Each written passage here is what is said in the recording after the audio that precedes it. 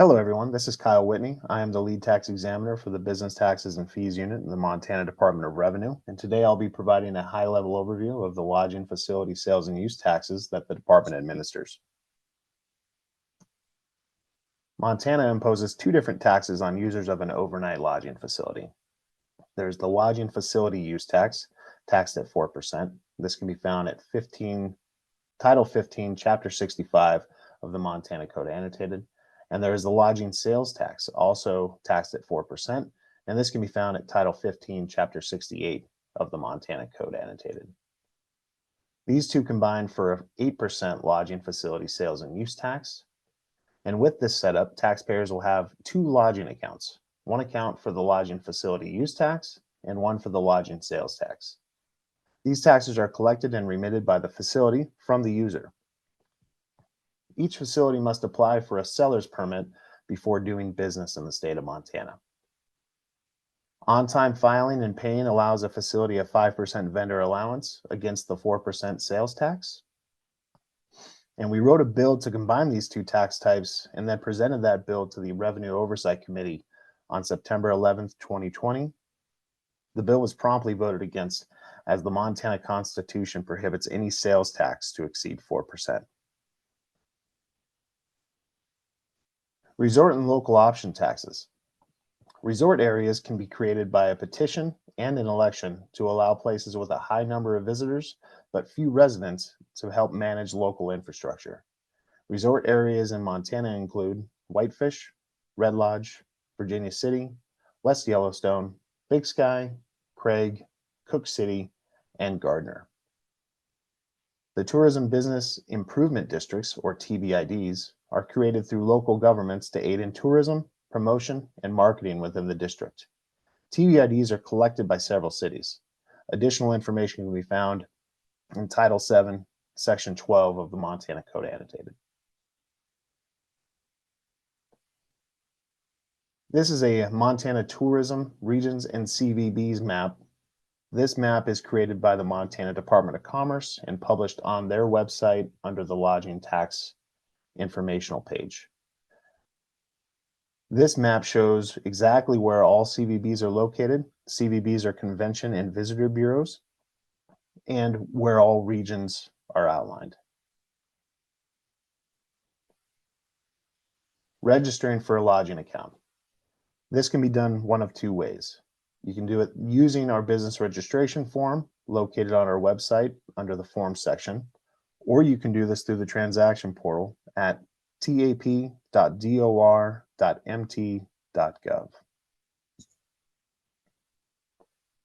So who is responsible for filing and remitting these taxes? Hotels, motels, campgrounds, resorts, dormitories, condominium inns, dude ranches, guest ranches, hostels, public lodging houses, bed and breakfast facilities, vacation rentals that can be in the home, apartment, timeshare, a single room or multiple rooms, and all online hosting platforms and short-term rental marketplaces, or OTAs, online travel agencies. Exempt facilities. Healthcare facilities such as hospitals, rest homes as defined in Title 50, Chapter 5 of the Montana Code Annotated, and youth camps, nonprofit organizations, and religious organizations are all exempt from collecting and remitting this tax. Online hosting platforms are required to collect and remit lodging facility sales and use taxes on the taxpayer's behalf. Property managers may collect and remit lodging facility sales and use taxes for their clients. The taxpayer needs to verify this with the property manager beforehand. Ultimately, the responsibility for the collection and remission of taxes remains with the seller of the lodging accommodations. The taxpayer must notify the Department of Revenue when tax collecting and remitting responsibility is being taken over by the property manager, or when that property manager uses an online hosting platform. Once the taxpayer has registered a lodging account and created a transaction portal login, the taxpayer can send a web notice via their TAP login to indicate that they will be using an online hosting platform or property manager for all remittance of those taxes. The taxpayer will still need a lodging facility sales and use account with the department. This keeps the seller's permit active within the state associated with that property. All returns are required to be filed through the transaction portal, as paper returns are no longer available on our website. If a taxpayer is adamantly opposed to electronic filing, please call our loop line at 406-444-7040. The due dates for returns are as follows. The first quarter, from January 1st through March 31st, that return is due to us by April 30th. The second quarter return for April 1st through June 30th, our due date is July 31st.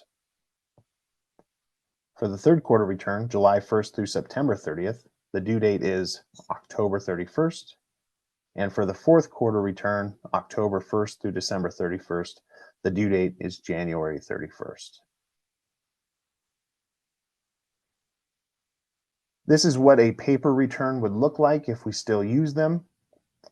I will show you how to navigate through the transaction portal and more specifically how to file these returns in another video.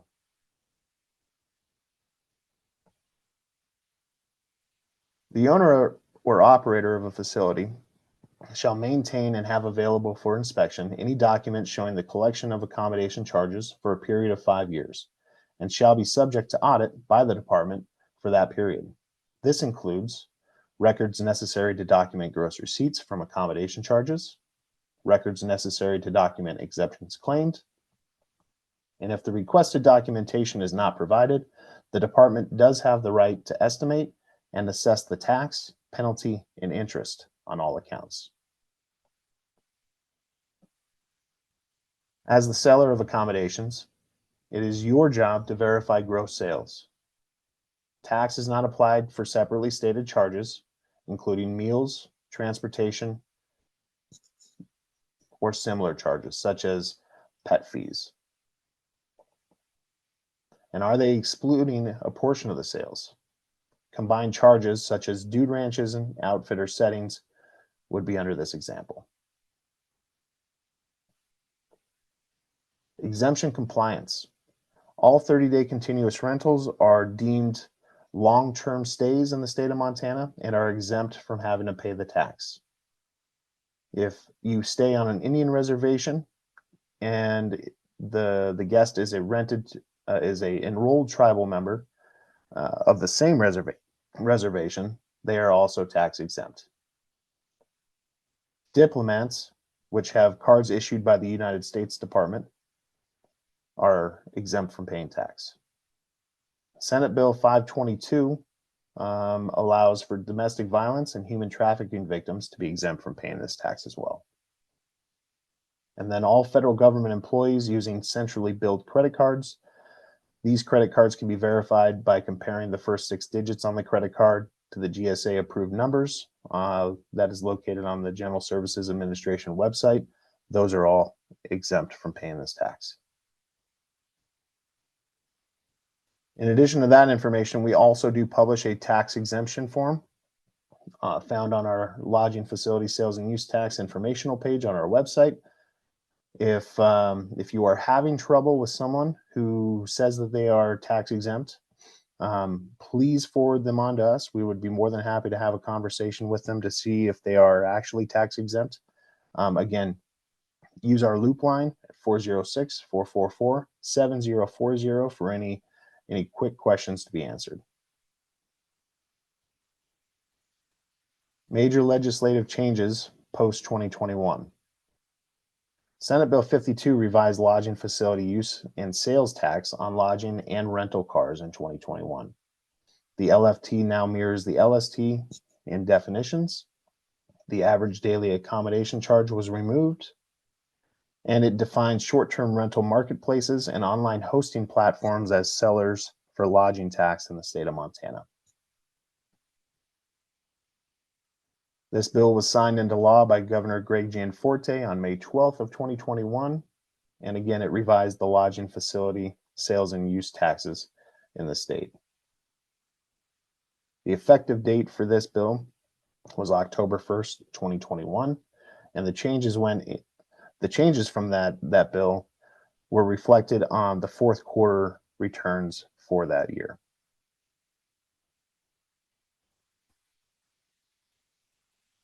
To read more about the changes made by Senate Bill 52, please utilize Title 15, Chapter 65, Section 101, the definitions under the Montana Code Annotated. We have updated the administrative rules to reflect the changes brought on by Supreme Court decisions and Senate Bill 52. The administrative rules are updated after every legislative session to reflect any changes brought by the passage of any bills directly affecting short-term rentals in the state of Montana.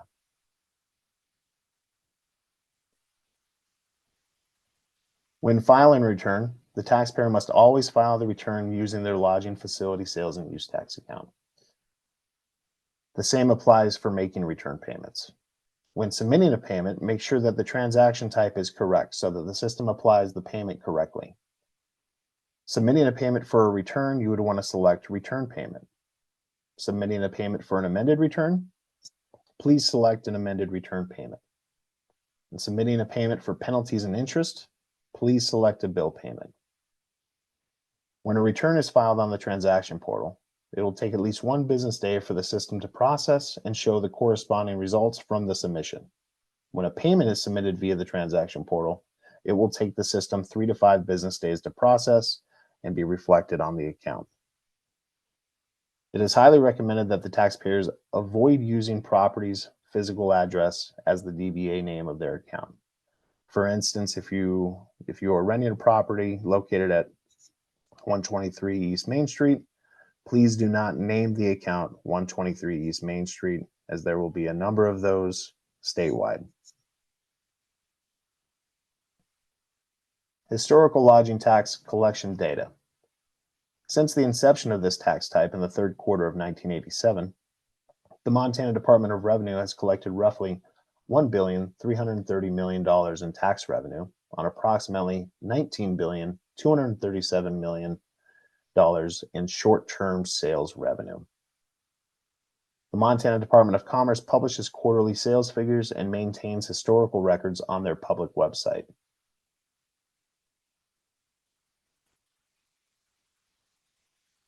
For any further questions, please direct those to our lodging loop line.